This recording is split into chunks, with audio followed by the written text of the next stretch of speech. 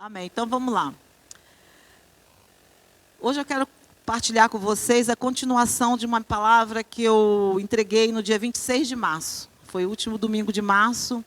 Eu falei aqui para a igreja sobre a beleza de Cristo, né? E a igreja. Dei uma pincelada sobre a beleza de Cristo para nós e para a igreja. E hoje eu quero continuar essa palavra dando ênfase na beleza de Cristo na igreja. A beleza de Cristo na vida da igreja como corpo de Cristo. Então, se você não ouviu a ministração do dia 26, se você não esteve aqui presente, não ouviu, que você possa acessar o nosso canal do YouTube para você poder fazer a sequência e entender um pouco do que nós vamos continuar a falar hoje, né? Hoje nós vamos falar sobre a beleza de Cristo revelada na igreja. É muito lindo o que nós vamos falar hoje. Eu peço ao Espírito Santo que possa realmente trazer para nós esse entendimento, essa abertura dos olhos espirituais para entender essa beleza que existe aqui. Somos 2 ou 3 ou mais, somos família de Deus, somos irmãos, somos tanta coisa juntos e muitas vezes nós perdemos tudo isso no meio de tanta distração, de tanta informação que nós temos hoje. Nós temos acesso a tanta informação, a tanta coisa, que nós esquecemos da essência que é ser igreja. E hoje eu quero trazer isso para nós. Quero trazer isso, trouxe isso para mim. A minha anos e anos e anos de igreja, né? Não vou dizer minha idade, sou jovem. Mas assim, essa caminhada de igreja que eu tenho com o Senhor, em vários momentos, eu me esqueci do que é ser igreja. Porque nós viramos ativistas, nós nos distraímos na caminhada, não é? Vira automático. E a gente esquece daquilo que o Senhor tem para nós, o que nós somos. E eu acredito que de tempos em tempos o Senhor nos dá um abanão para nos lembrar qual o propósito pelo qual Ele firmou a sua igreja. Então hoje nós vamos ver essa beleza de Cristo na igreja. Por que nós estamos aqui? Por que nós não estamos em outro lugar? Amém?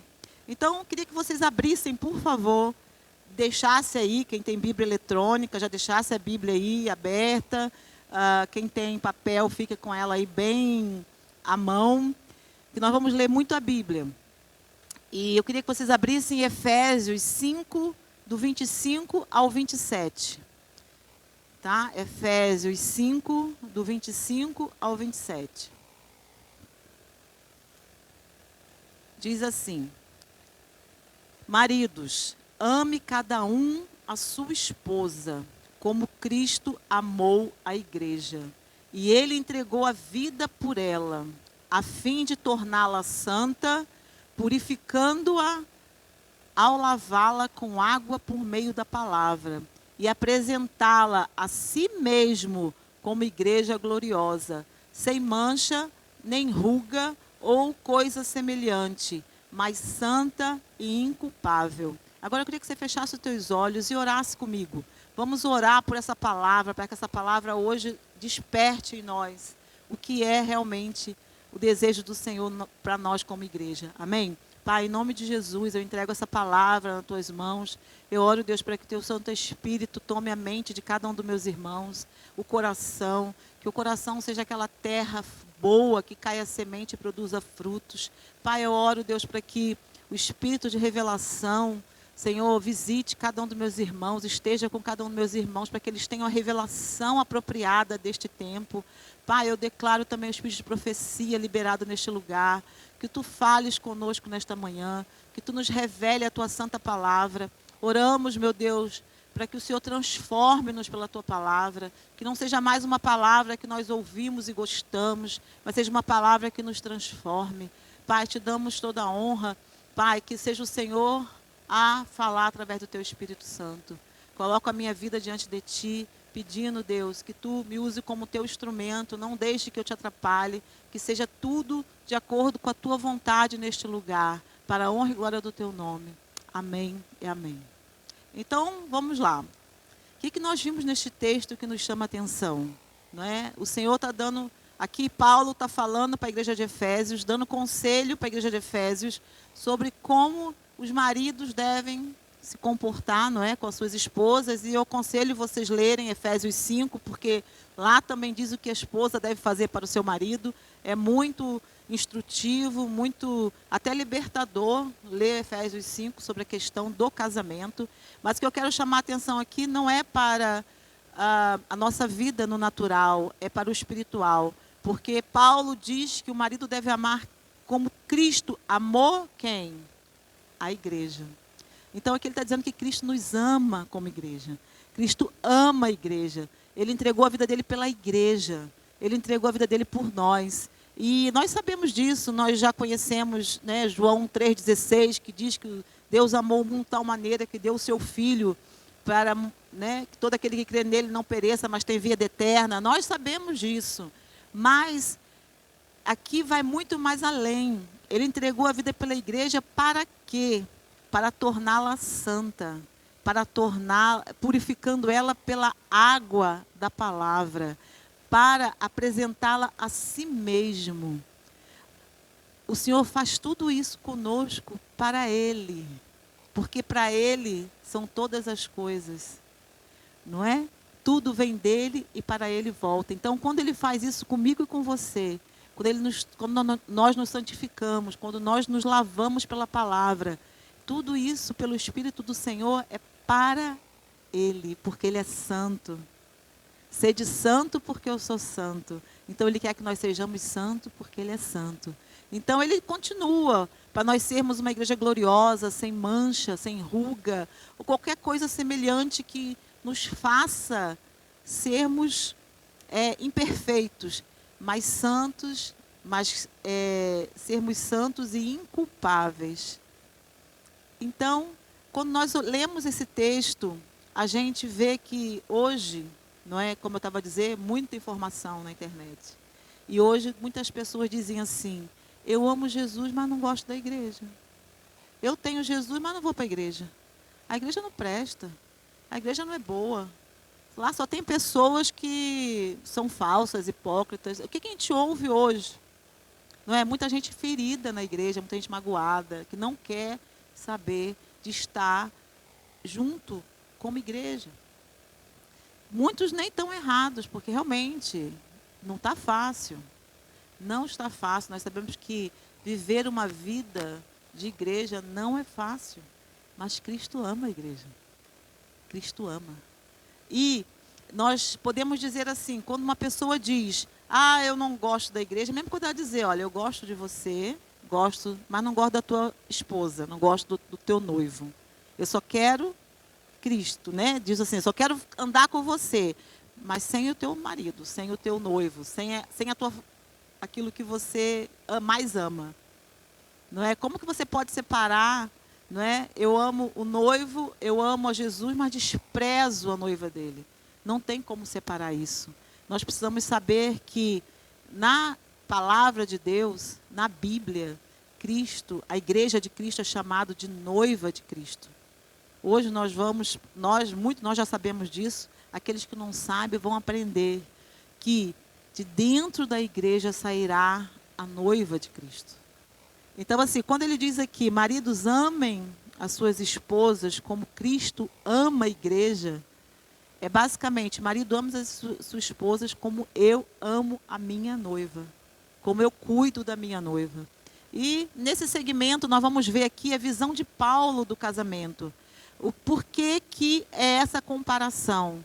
Gente, é algo profundo, é revelador quando nós começamos a entrar na palavra e começar a ver as ligações proféticas e espirituais que existem. Então, quando a gente vai olhar para um casamento na visão de Paulo, na visão judaica, nós vemos a beleza de Cristo manifestada como noivo dentro da igreja. Você começa a ver uma preparação que, além de ser algo que nós podemos identificar no natural, ela é completamente sobrenatural.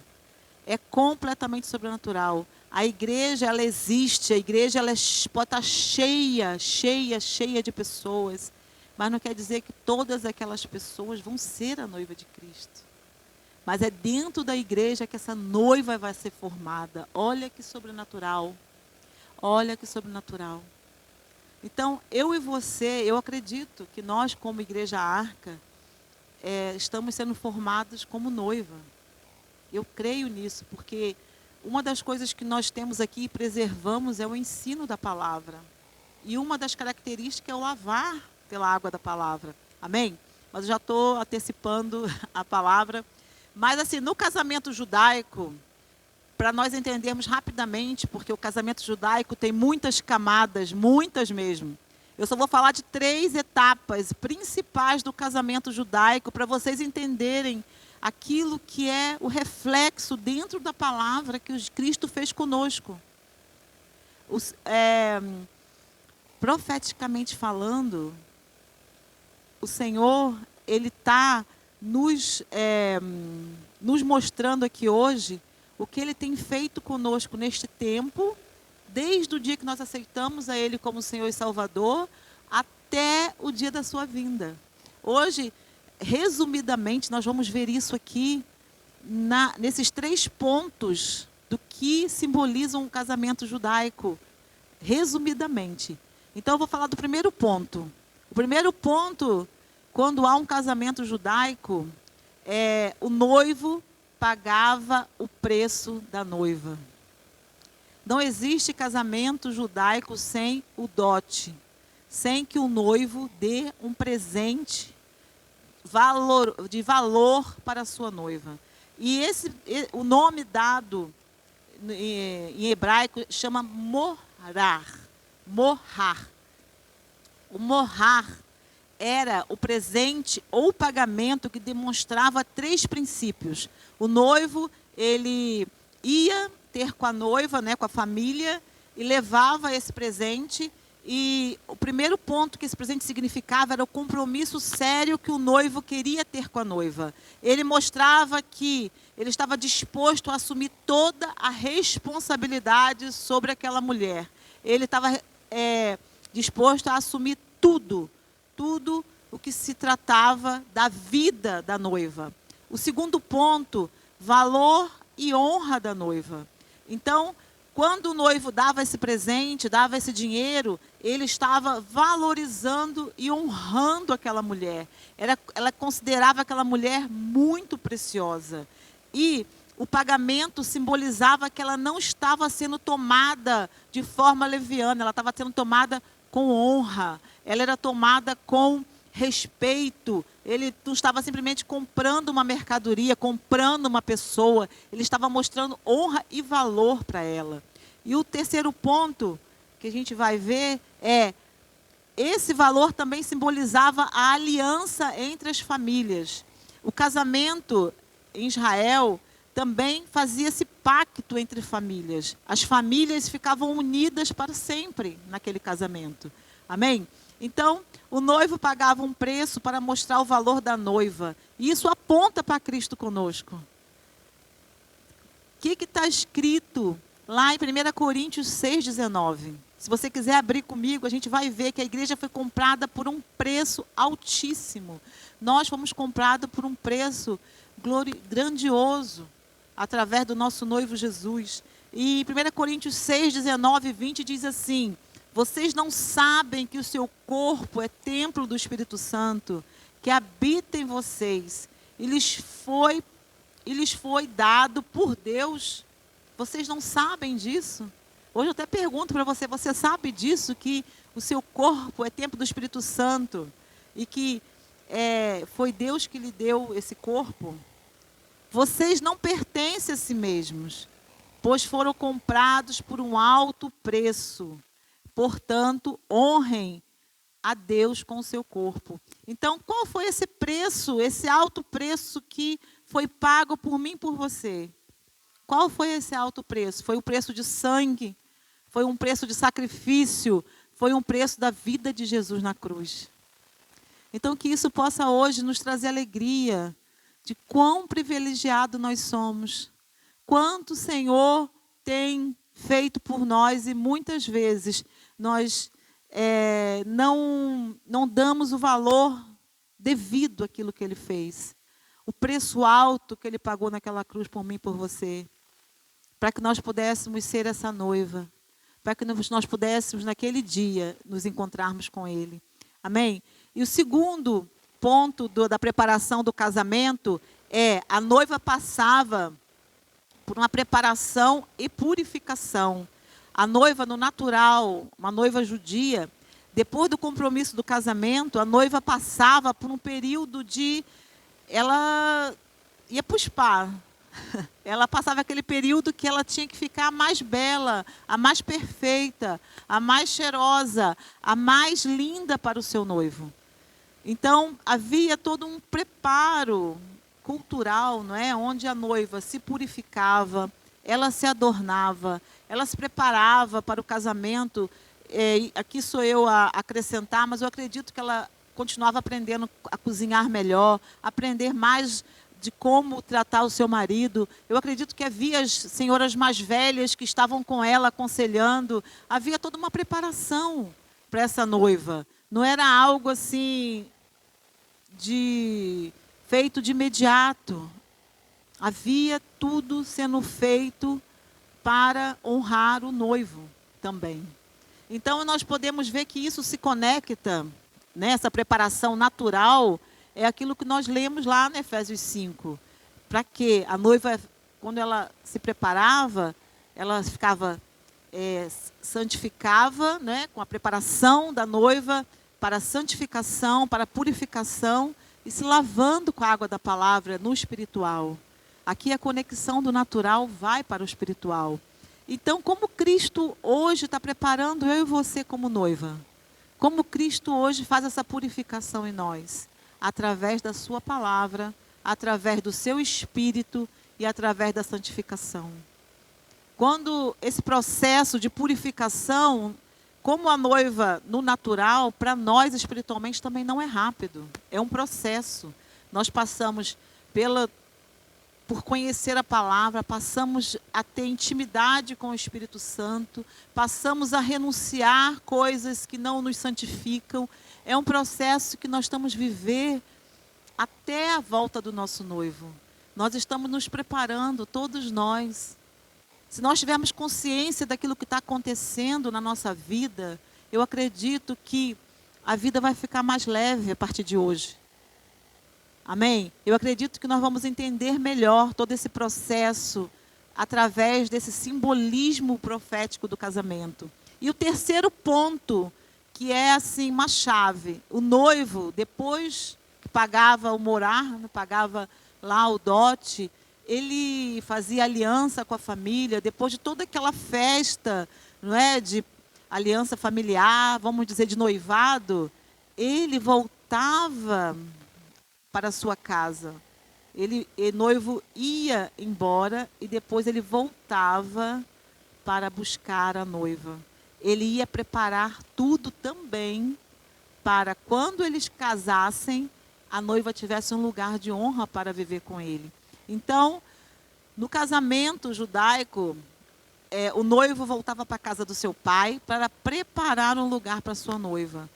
Quiçá construir a sua casa, construir a casa onde eles iam morar, construir ou melhorar o ambiente onde ele vivia para receber a sua mulher. E o noivo ia sem tempo determinado para voltar. Ele ia preparar este lugar e ele viria de volta para buscar a sua noiva de surpresa. Isso nos lembra o quê? Isso é muito parecido com o que Jesus disse para nós. Jesus, ele está nos preparando, mas ele não diz o dia que ele vai voltar. Ele não diz. Aqui em João 14, 2 e 3. Eu vou ler, não precisa abrir. João 14, 2 e 3 diz assim: na casa do meu pai há muitas moradas. Se não fosse assim, eu lhes teria dito: vou preparar um lugar para vocês. E quando tudo estiver pronto, virei buscá-los, para que estejam sempre comigo onde eu estiver. Aleluia. Então, assim, Jesus, ele vai voltar. Hoje que isso esteja no teu coração. Jesus, ele vai voltar para buscar a sua noiva. Ele vai voltar. Que você possa crer nisso em fé. Porque tudo culmina com um casamento. Nós estamos a ver, eu espero estar ser clara explicando para vocês esses pontos importantes desse casamento, porque Jesus era judeu. A referência que Jesus tem de um casamento é um casamento judaico. Ele foi criado, não é? Cresceu na cultura do povo hebreu. Então, Jesus, toda a palavra, quando nós lemos toda a palavra, nós temos que buscar entender a cultura que Jesus vivia. Então, assim, e que Deus, né, implantou essa cultura, uma cultura do reino, uma cultura celestial, que foi implantada num povo. Então, Jesus ele volta, e quando ele voltar, o que vai acontecer? Está em Apocalipse 19:7. Também vou ler para vocês. Porque tudo vai culminar com o casamento, a boda do Cordeiro. Em Apocalipse 19:7 diz: alegremo-nos, exultemo-nos a Ele, demos glória, pois chegou a hora do casamento do Cordeiro e sua noiva já se preparou. Aleluia. Então, assim, nós estamos nos preparando para o grande dia que Jesus voltar e houver as bodas do Cordeiro. E nós estaremos com Ele eternamente na morada celestial. E é isso que nós precisamos, em nome de Jesus, nos despertar. Que tudo isso que nós estamos a viver, tudo isso que nós estamos a passar, individualmente, coletivamente, mundialmente falando, tudo isso é uma preparação para que, quando Jesus voltar, nós possamos nos apresentar a Ele como noiva. Aqueles que perseverarem, que permanecerem, aqueles que não abandonarem a sua fé. Mas não é uma fé no natural. Nós precisamos resgatar a fé no sobrenatural, na sua palavra. Amém?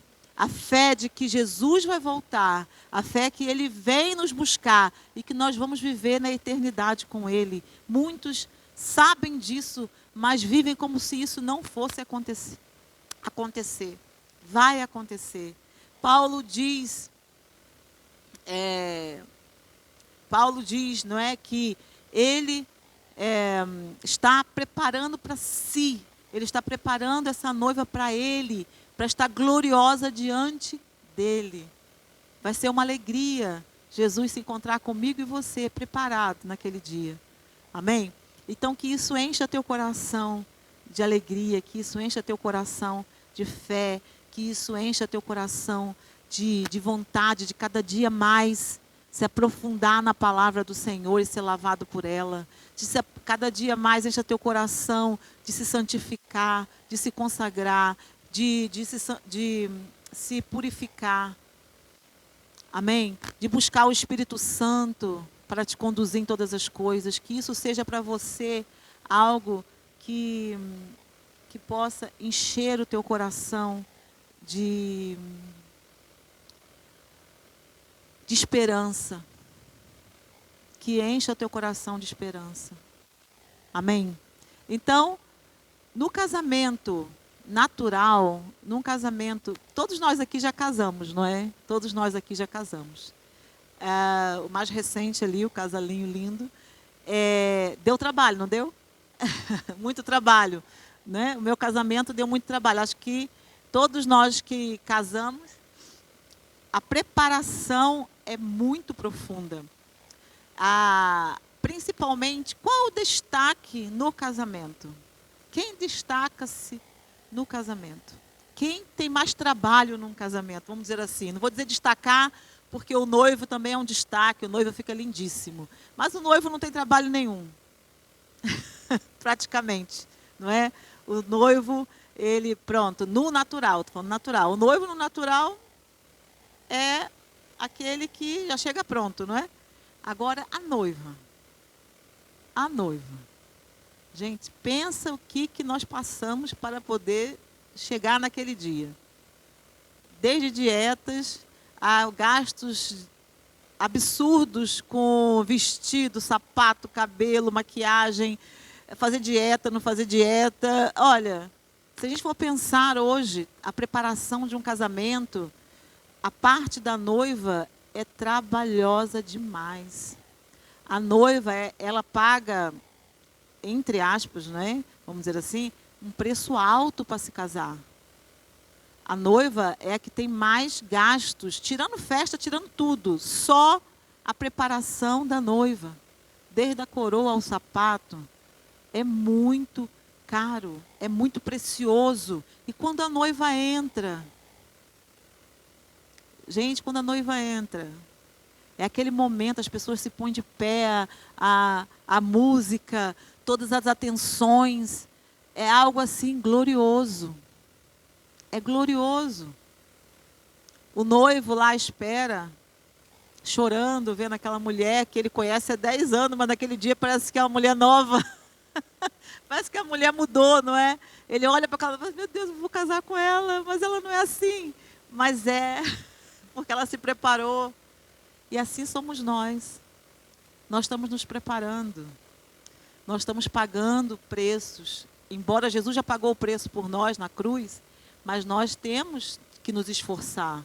É um esforço estar aqui no domingo de manhã. É um esforço ler a Bíblia. É um esforço orar. É um esforço buscar o Espírito Santo. É um esforço não fazer nossa vontade. E cada vez que a gente faz um ato de preparação, o que acontece? Nós ficamos mais bonitos. Nós ficamos mais reluzentes. Nós ficamos mais preparados para o dia. Entende? A gente, olhando a preparação de um casamento, é algo assim que não é simples. Às vezes as pessoas pintam ser igreja como algo simples. Ah, eu entro e saio a hora que eu quero, eu vou quando eu quero, eu chego a hora que eu quero. Não é simples. É uma preparação que dá algum esforço. E nós estamos caminhando para isso.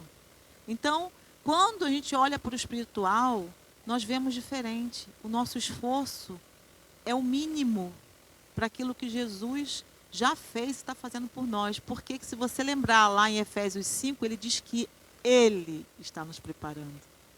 É Ele que tem todo o trabalho. Nós precisamos somente nos sujeitar a Ele para que Ele faça. Porque sozinhos não vamos conseguir. Aqui eu posso dar exemplo do penteado. Você, noiva, nunca conseguiria fazer aquele penteado. Jesus vai fazer o nosso penteado. Jesus está penteando o nosso coração, Jesus está penteando a nossa alma. Ele está nos dando banho chama aquilo? Óleos especiais, especiarias, através da palavra dele. Por que Cristo está fazendo isso por nós? Porque Ele ama a igreja. Ele se entregou por cada um de nós. Porque Ele próprio nos purifica. Porque Ele prepara-nos. E Ele que vai nos apresentar. É Ele que vai fazer todo o processo. Nós precisamos simplesmente saber quem nós somos. Você precisa saber quem você é. Você é a igreja. E através da igreja, o Senhor vai tirar a noiva. E você dentro da igreja vai ser preparada, adornada para ser essa noiva. Amém? Então, tudo começa e termina em Cristo. Nada está fora de Cristo. Cristo ama profundamente a igreja. A igreja não é um detalhe. A igreja não é para ser desprezada. A igreja é um objeto de amor de Jesus. A igreja está... Jesus tem os olhos dele postos na igreja. Amém? Cristo está trabalhando dentro da igreja, mesmo com falha, imperfeições, mesmo com todos os erros. Gente, se a gente for olhar, olha para você, não olha para o outro. Se você olhar para você com sinceridade, você vai dizer, meu Deus, como eu sou problemática. Como eu tenho problema, como eu sou difícil. Não é? Aí eu me junto com os outros que também são difíceis. E eles têm que me aceitar e eu tenho que aceitá-los e tenho que amá-los. E juntos nós vamos melhorando uns aos outros. Amém? Então, A igreja, ela nunca vai ser perfeita. A igreja, ela nunca... nós temos que botar isso na cabeça. A igreja nunca vai ser perfeita. Eu vou falhar com vocês. O pastor Pedro vai falhar com vocês. Vai ter um dia que você vai se chatear conosco. Vai ter um dia que você vai se chatear com o teu irmão. Vai ter um dia que o teu irmão vai se chatear com você. Mas está tudo bem. Isso é vida. Nós precisamos simplesmente entender que Cristo nos uniu por isso. Porque quando eu me chatear com o meu irmão, eu tenho que ser... eu vou ser lavado pela palavra e tenho que exercer o que a palavra me ensina, que é o perdão, que é a reconciliação. Se ninguém me chatear, eu nunca vou poder perdoar. Se ninguém me chatear, eu nunca vou ter o poder de me reconciliar. Se eu não me chatear com alguém, se não tiver algum problema, eu nunca vou ter o poder de exercer Cristo dentro de mim. Então, tudo isso é um propósito. Tudo isso está no plano que Ele tem. Amém? E Cristo, Ele vai voltar para a sua igreja. Como nós vimos lá, toda a história termina. Jesus voltando para buscar uma igreja gloriosa que é a sua noiva. Amém? A igreja, ela não é perfeita. Ela não é, como nós dizemos, que ela não é perfeita. E eu acredito que muito dificilmente ela vai ser perfeita até a volta de Cristo. Até que Ele volte para nos buscar, eu acredito mesmo que a igreja vai passar por muitas situações, por muitas questões para trabalhar o amor de Cristo dentro de nós. Eu queria trazer uma curiosidade sobre o casamento judaico.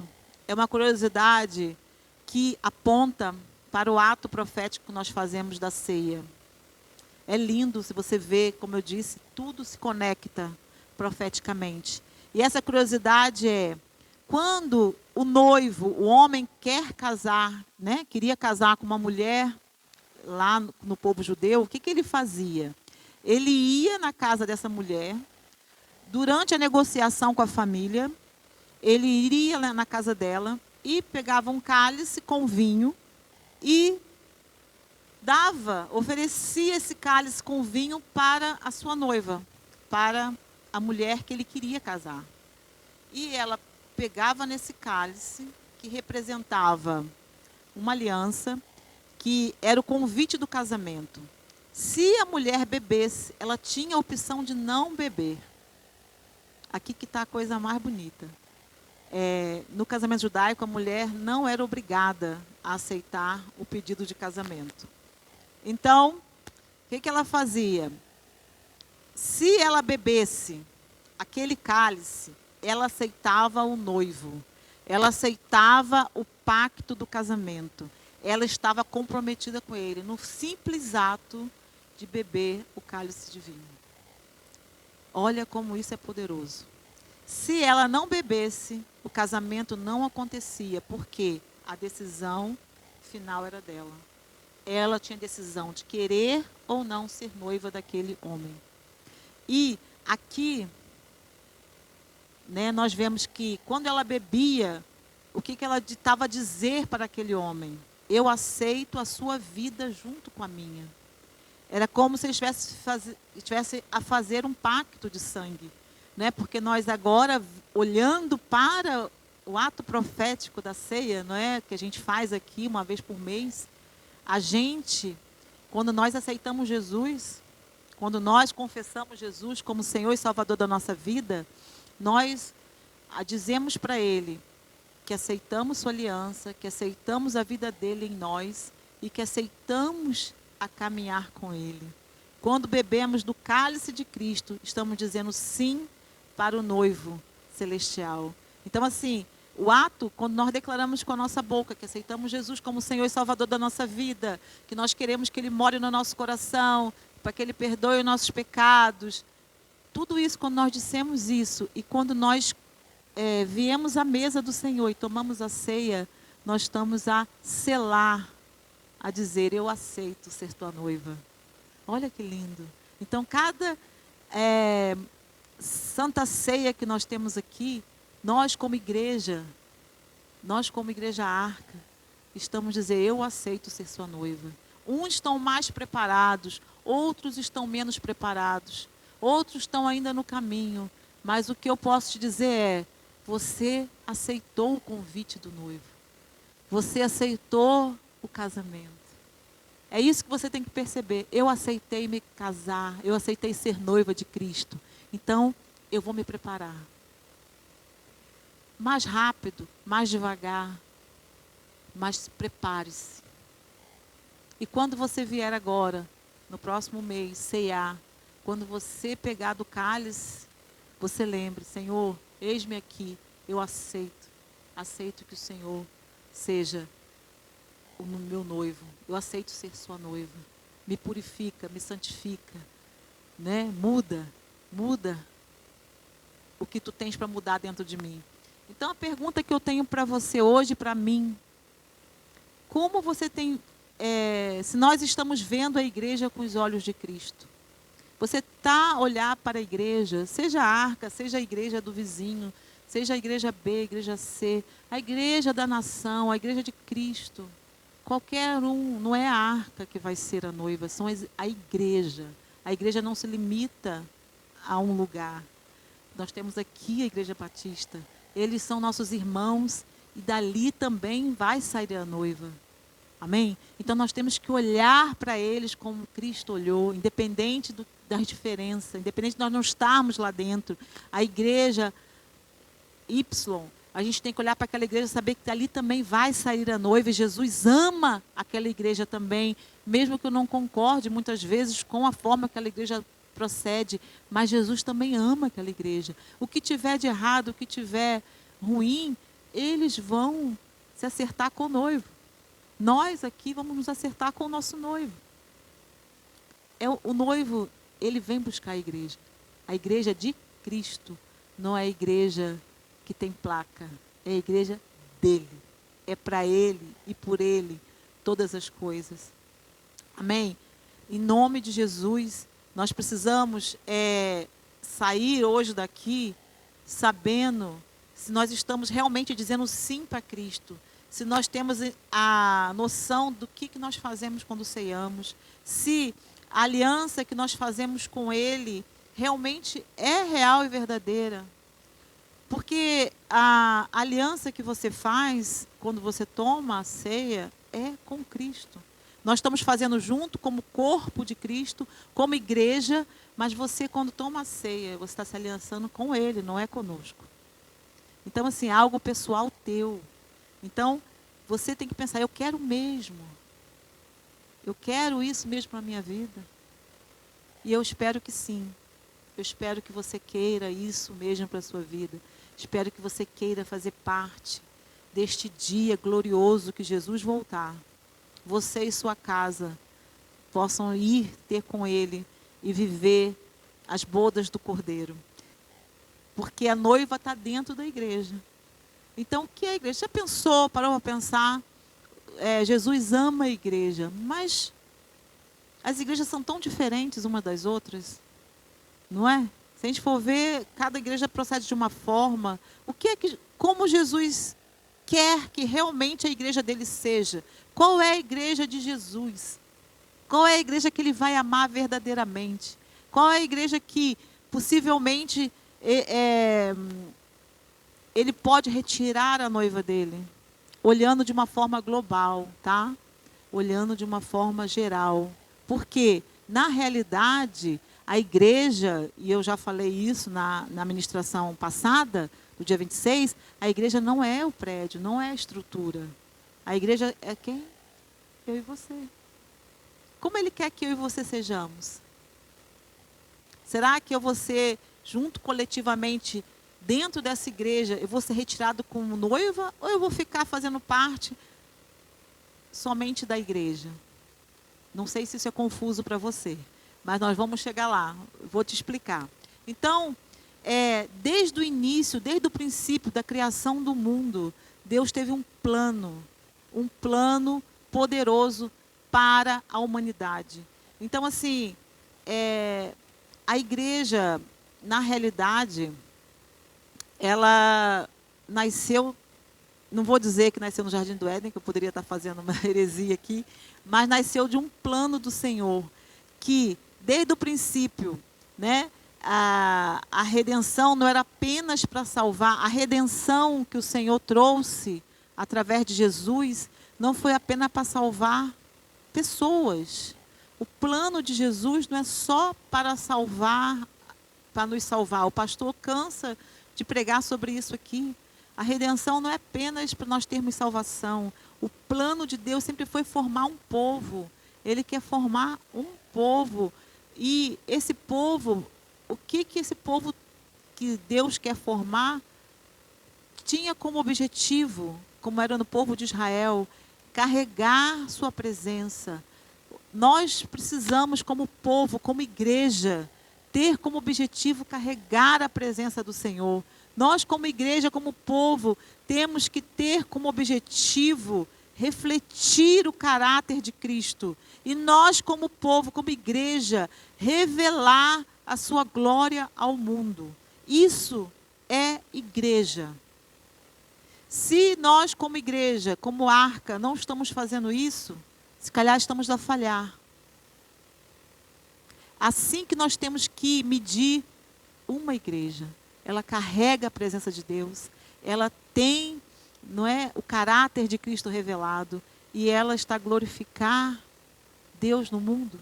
Aí eu pergunto, individualmente, você tem carregado a presença de Deus onde você vai? Você tem refletido o caráter de Cristo nas suas atitudes e decisões? E você revela a glória de Deus? Você glorifica o nome de Deus? Quando algo na sua vida merece que você honre a Deus, você fique quieto, você diz, glória a Deus, aleluia, Deus é bom. É isso que é ser igreja, é isso que é o povo que Deus está querendo levantar no mundo. É isso que o Senhor quer fazer aqui dentro. E muitas vezes nós nos perdemos o quê? No ativismo, no trabalho, nas coisas. Muita coisa nós não podemos nos perder. Esquecemos da presença, esquecemos de moldar nosso caráter, esquecemos de glorificar a Deus. E hoje, em nome de Jesus, nós vamos voltar a essa essência. Amém? Efésios 3, de 10 a 11, diz assim: o plano de Deus era mostrar a todos os governantes e autoridades nos domínios celestiais, por meio da igreja, as muitas formas da sabedoria divina. O plano de Deus é mostrar as regiões celestiais, o nosso comportamento, o nosso reflexo de povo, o nosso reflexo de igreja vai diretamente para o reino celestial e depois se manifesta no natural. Nós abalamos como igreja a parte espiritual em primeiro lugar, para depois se manifestar no natural. As muitas formas da sabedoria divina. Algumas versões diz multiforme graça da sabedoria divina. Esse era o propósito eterno que ele realizou por meio de Cristo Jesus, nosso Senhor. Então, o propósito do Senhor com a igreja é manifestar a sabedoria dele. A sabedoria divina dele. E quem é os primeiros que vão ver isso? É a região celestial. Porque tem uma grande nuvem de testemunhas a nos observar, que está na região celestial. Tem situações na nossa vida que ninguém vê, mas as regiões celestiais estão a ver. Deus está a ver. Amém? Então aqui nós vemos o plano de Deus era mostrar, e eu digo era não, é mostrar isso. Através de quem? Da igreja. A igreja não é só para nós nos juntarmos. A igreja não é só para ser um movimento. A igreja é uma revelação espiritual para o mundo. Se como igreja nós não estamos revelando o sobrenatural ao mundo, espiritualmente falando, as pessoas estão à nossa volta, alguma coisa não está a correr bem. Nós precisamos avaliar isso. Deus está mostrando algo através da igreja. Ele está revelando quem Cristo é. O propósito da igreja é revelar quem Cristo é. O propósito da igreja é revelar a beleza de Cristo, a graça de Cristo, o amor de Cristo. Isso tudo se torna visível aqui, por nós, pelo povo que Ele quer levantar para carregar a sua presença. Por que se torna visível aqui? Quando perdoamos uns aos outros. Foi aquilo que eu falei lá atrás. Se você não pisar no meu pé, eu não tenho o privilégio de te perdoar. Se eu não pisar no teu pé, você não tem o privilégio de me perdoar. Não tem o privilégio de mostrar Cristo na sua vida, de mostrar a beleza de Cristo, onde você estiver. Se alguém faz algo com você, que você sabe que é errado, e você tem o privilégio de manifestar Cristo, saber, ele está errado, mas eu perdoo ele em nome de Jesus. Eu vou lá falar com ele, eu vou lá me consertar com ele. Mas não fui eu que fiz nada, mas eu vou lá. Eu vou manifestar Cristo, o amor e a graça de Cristo. É tão difícil, mas nós estamos sendo preparados para isso, para manifestar Cristo. Foi fácil para Cristo ir para a cruz? Não. É fácil perdoar uma pessoa que nos faz mal e nós temos razão? Não. Mas é isso que Cristo quer manifestar em nós. Quando servimos uns aos outros, quando nós temos prazer de servir aquele que está ao nosso lado, nós estamos manifestar Cristo. Quando eu tenho o prazer de vir aqui preparar um café para o meu irmão, quando eu tenho o prazer de limpar a igreja, quando eu tenho o prazer de estar com o meu irmão, dar do meu tempo para ele, quando fora da igreja você vai visitar alguém que está acamado no hospital, você está servindo uns aos outros. Servir uns aos outros não se limita só à igreja, se limita lá fora, para refletir Cristo. Mas começa aqui dentro. Amém? Quando carregamos as cargas um dos outros, quando eu sei que o meu irmão está com problema e eu sinto a dor dele, quero ajudá-lo, quero trazer para ele algum alívio, isso a gente reflete Cristo. Nós precisamos refletir Cristo. Na ministração passada, o Senhor entregou aqui uma frase muito forte, que o mundo verá Cristo através de você. O mundo não vai ver Cristo pessoalmente, ele vai ver Cristo através da sua vida. Então vamos ter essa responsabilidade de mostrar Cristo ao próximo. E Cristo, ele é visto no corpo dele, né? Ele não é visto em outro lugar, ele é visto em nós. E nós precisamos ter essa responsabilidade. Mas como nós vamos conseguir fazer isso? Como igreja nós vamos conseguir manifestar Cristo desta forma? Através da comunhão. Não existe. Voltamos lá no início, né? A comunhão.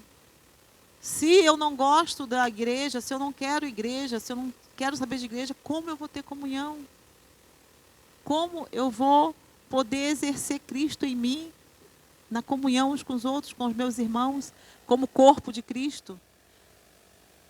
Amém? Então a comunhão, ela é a marca que nós estamos realmente sendo igreja e caminhando para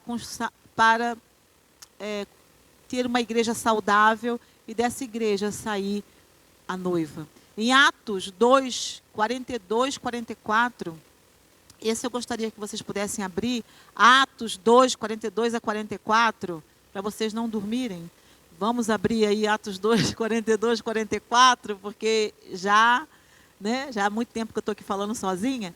Então vamos lá, mas eu sei que vocês estão ouvindo, o espírito de vocês estão a receber essa palavra, eu tenho certeza.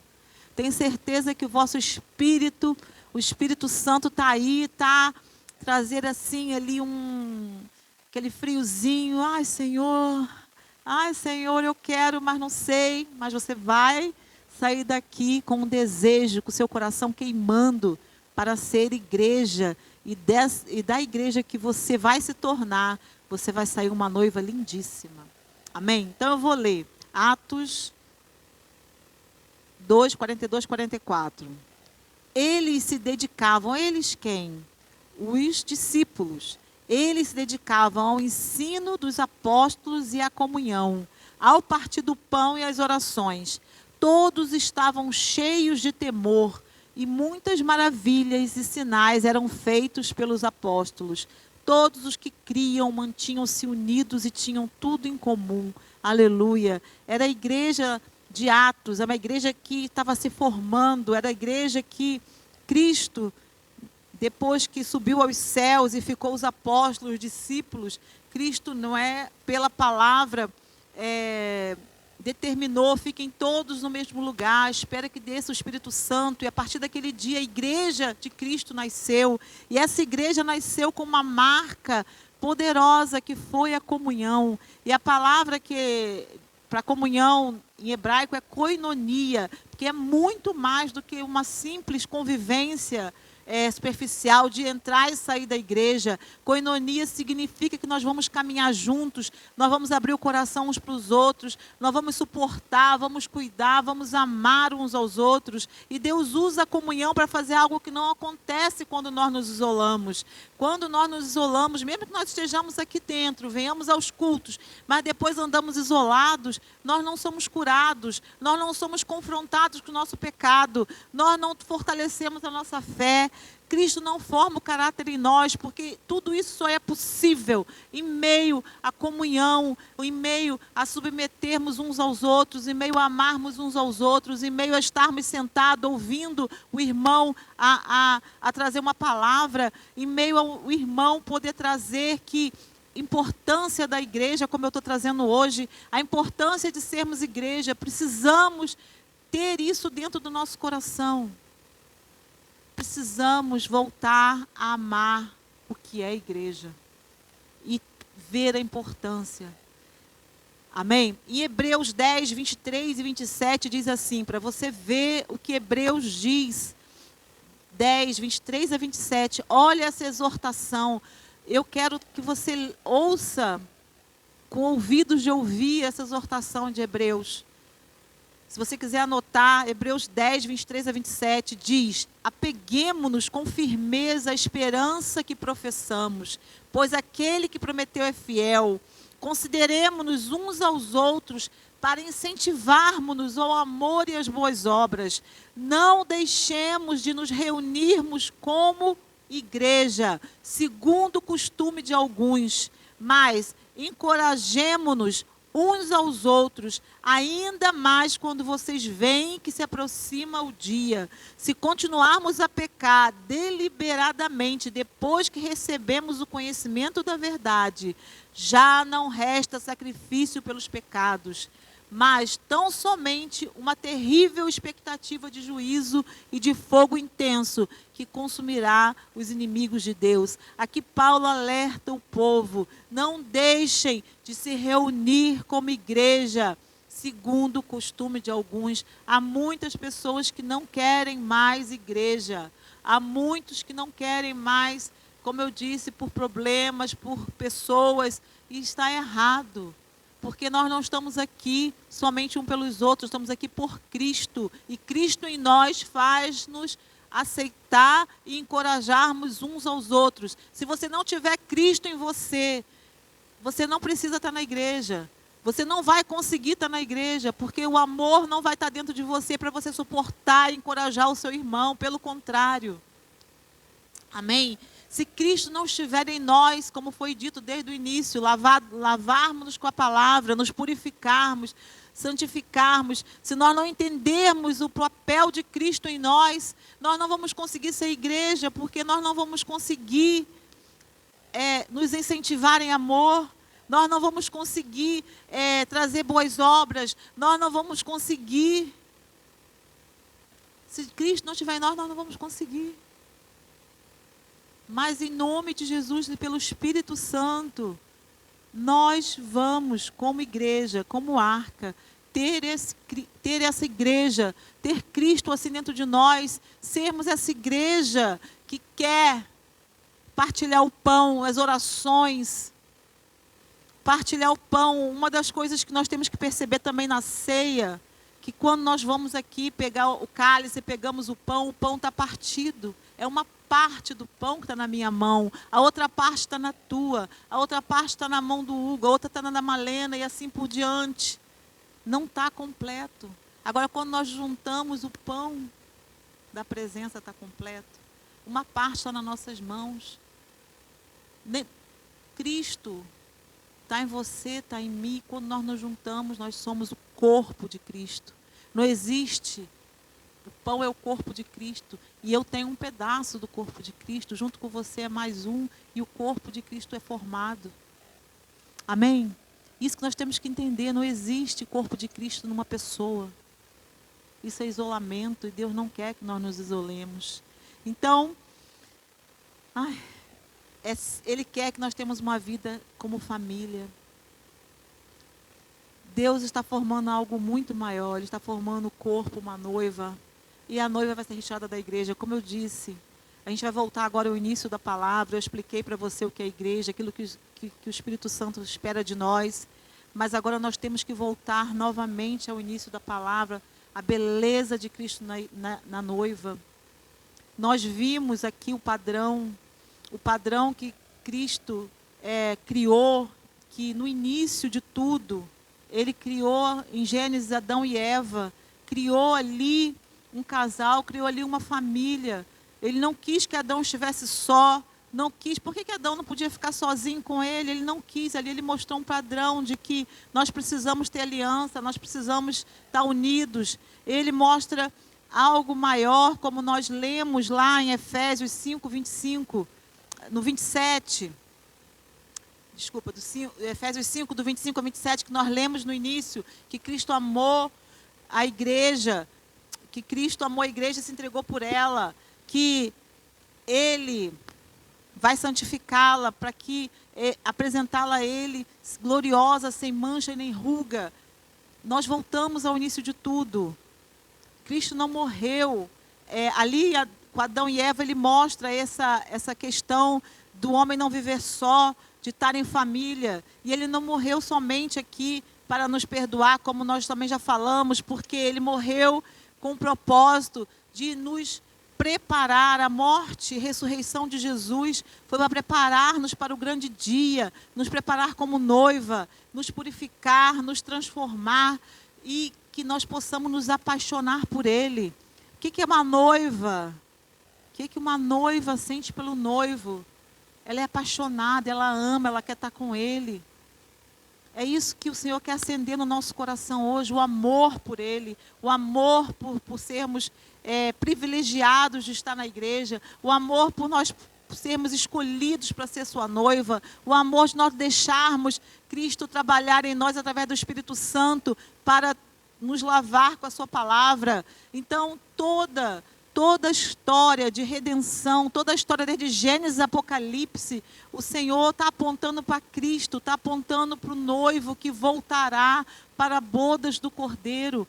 Tudo que nós vivemos de Gênesis a Apocalipse é um caminho para o grande dia que o Senhor virá para nos buscar.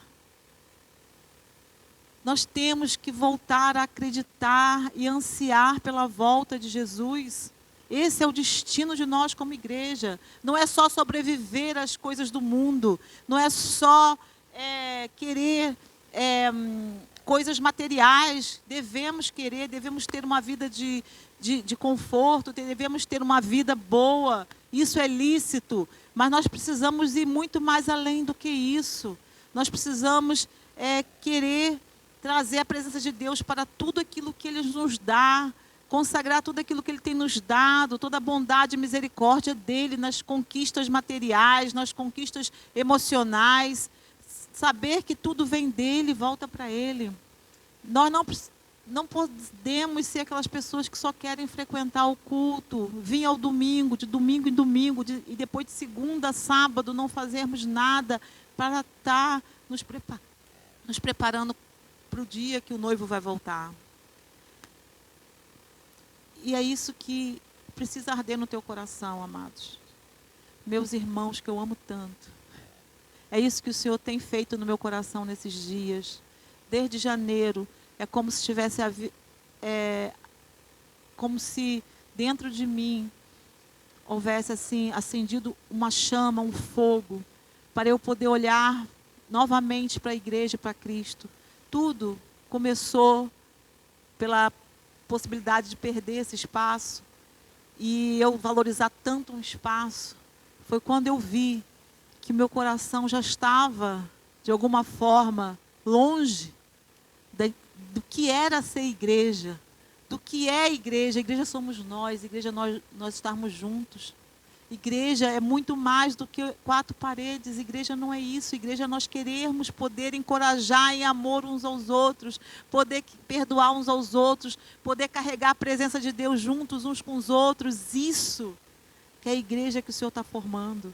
Se a gente não está tendo o caráter de Cristo em nós, se nós não estamos manifestando a glória dele, nada vale ter um espaço como esse, nada vale ter um espaço maior que esse ou menor.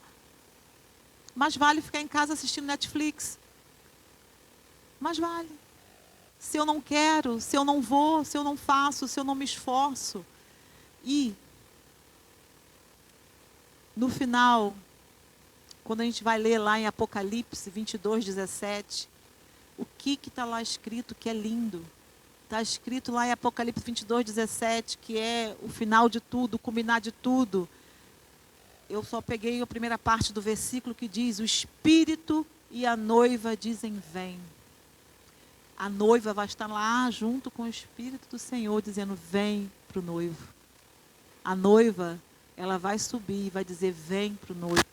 Então assim, é algo sobrenatural, é algo lindo, porque nós vamos estar lá juntos com o Espírito. Nós vamos estar participando de tudo aquilo que está preparado para a eternidade. A noiva também clama, nós temos que clamar, vem, ó noiva, Maranata, a hora vem, Senhor Jesus. Nós precisamos ter esse desejo que Jesus volte, que tudo se restaure, que tudo se consuma e que Jesus volte, porque lá na eternidade, isso é para a escatologia, mas nós não vamos viver no céu, nós vamos voltar para a terra com Ele, nós vamos reinar na Nova Jerusalém, nós não vamos ficar no céu.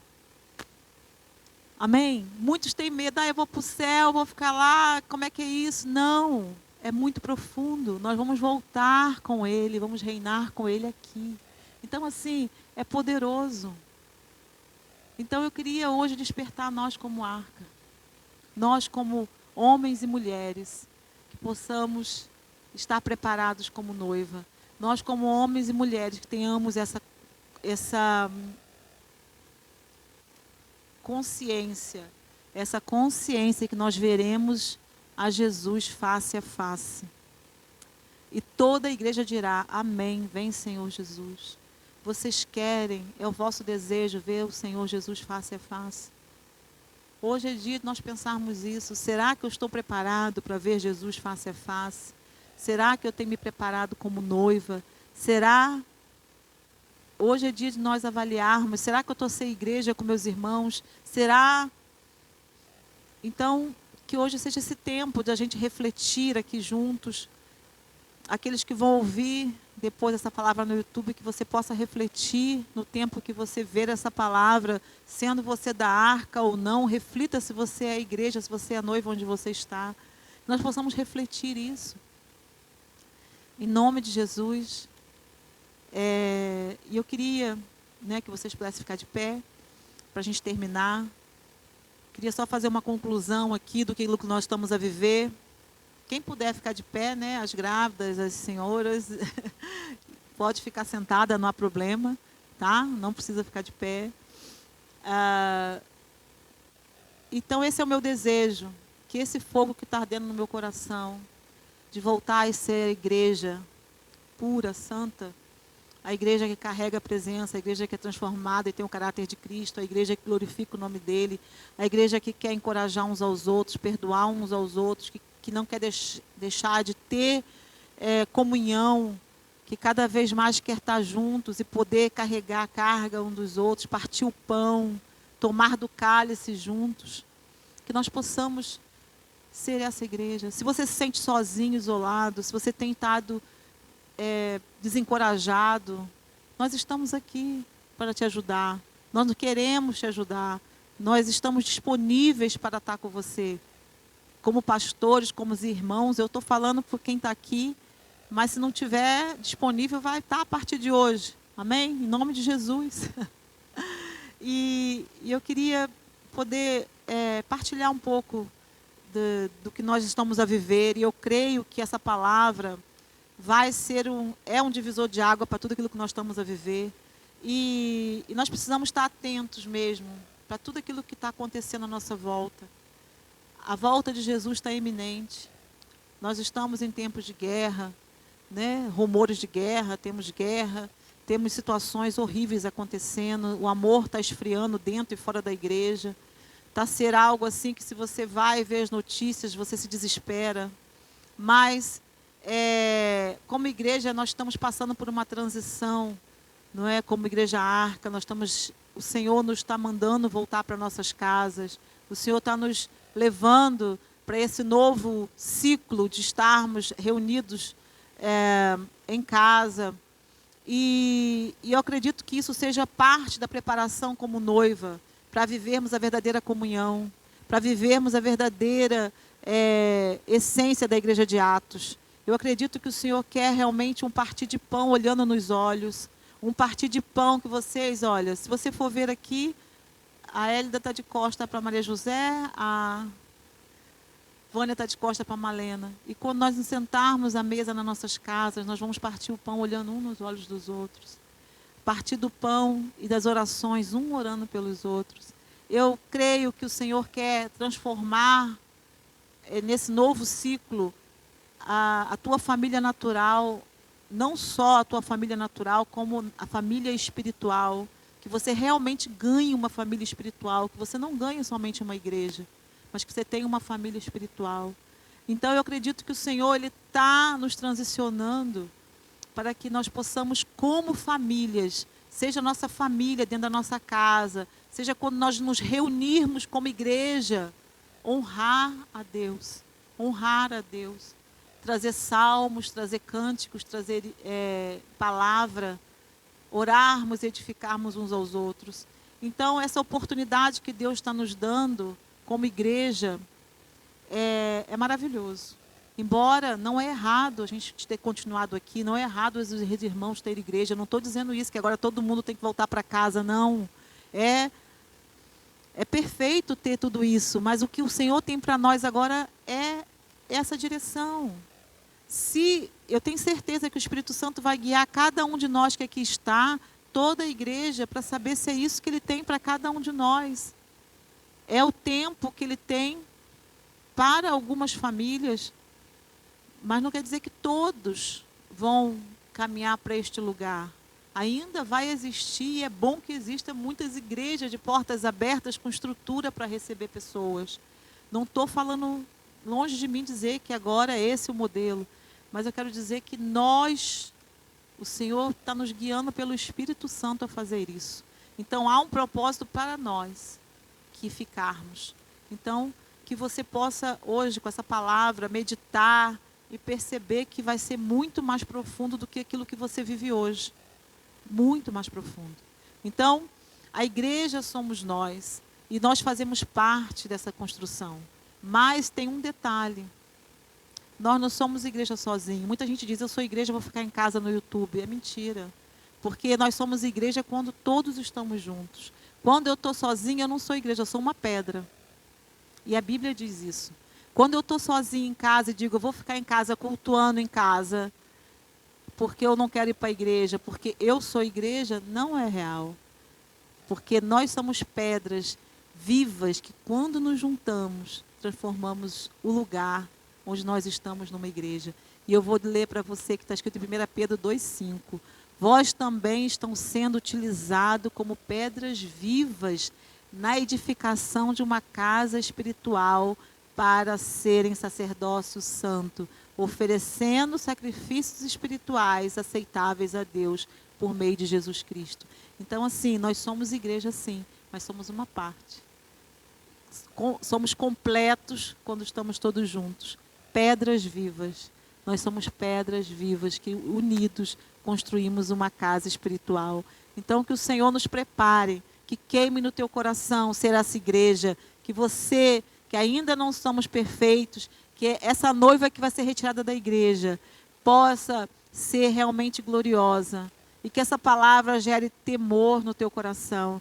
Que essa palavra possa gerar um desejo no seu coração de realmente você ser essa noiva e caminhar construindo essa igreja, esse corpo de Cristo, até que Ele venha e nos tire de dentro da igreja, em nome de Jesus. Eu queria que você pudesse agora entregar ao Senhor os seus medos, entregar ao Senhor as suas dúvidas. Eu queria que agora você pudesse pedir perdão ao Senhor, se até aqui você não conseguiu ser essa igreja, se você pensou um dia em abandonar a igreja, peça perdão ao Senhor hoje. Se você hoje ainda, dentro de você, não quer ter relacionamento com ninguém dentro da igreja, que não quer que ninguém faça parte da sua vida, que você quer entrar e sair e que, pronto, é assim que eu acho, peça perdão ao Senhor, para que Ele possa mover em você um desejo de poder realmente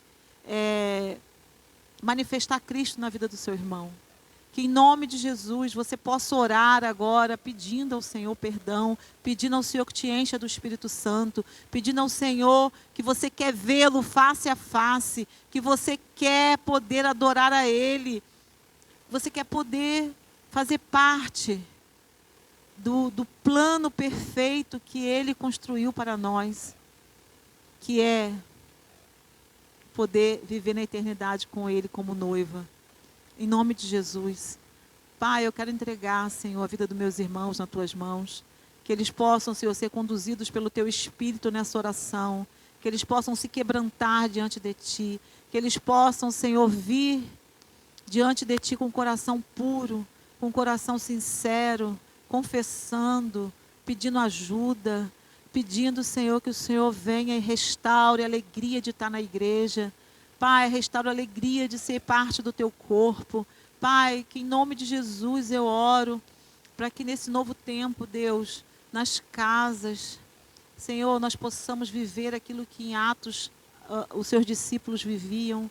Senhor, eu coloco, Pai, aquelas famílias que não estão aqui presentes nas Tuas mãos, que essa palavra alcance meus irmãos também, Senhor, que todos nós juntos possamos nos preparar como noiva de Cristo. Pai, que nós possamos nos lavar e nos purificar pela Tua palavra. Nós possamos, Senhor, ser preparadas pelo Senhor. Que nós possamos lembrar que nada é feito por nós, tudo tem a ver contigo. Tudo é Tu, Senhor, que faz em nós. Nós somos totalmente, Senhor, falhos, totalmente, Senhor, pecadores. Mas quando o Senhor age no nosso coração, Senhor, o Senhor nos transforma. Senhor, molda o Teu caráter em cada um de nós. Faz de nós homens e mulheres de caráter, conforme o Teu caráter. Pai, que nós possamos, em nome de Jesus, podermos, Senhor, olhar uns para os outros com amor e encorajar uns os outros às boas obras. Pai, faz de nós, Senhor, esse corpo. Faz de nós esse povo. Faz de nós, Senhor, essa igreja. Tire de nós tudo aquilo que não é bom. Tire de nós tudo aquilo que não é santo, que não é puro. Tire de nós tudo aquilo que é maldade. Tire de nós tudo aquilo que não Te agrada, Senhor. Purifica-nos, Pai, nesta manhã. E, Senhor, a Tua palavra diz, buscar em primeiro lugar o Meu reino e as demais coisas serão acrescentadas. Senhor, que se nós buscarmos a Tua presença, tudo aquilo que nós precisamos, o Senhor nos dará. Tudo aquilo que o Senhor tem para nós, o Senhor liberará. Nós não precisamos temer, Pai, o dia de amanhã. Não precisamos temer o que comer, o que vestir, porque o Senhor traz o sustento. Pai, eu oro em nome de Jesus para que Tu aumente a nossa fé, aumente a nossa confiança, aumente o nosso temor à Tua palavra. Que nesta manhã realmente, Pai, nós possamos ter um encontro com Cristo. Um encontro verdadeiro, perfeito, um encontro, Senhor, onde que o Senhor restaure a alegria da salvação em nossos corações. É isso que eu declaro nesta manhã, Senhor, em nome de Jesus. Amém.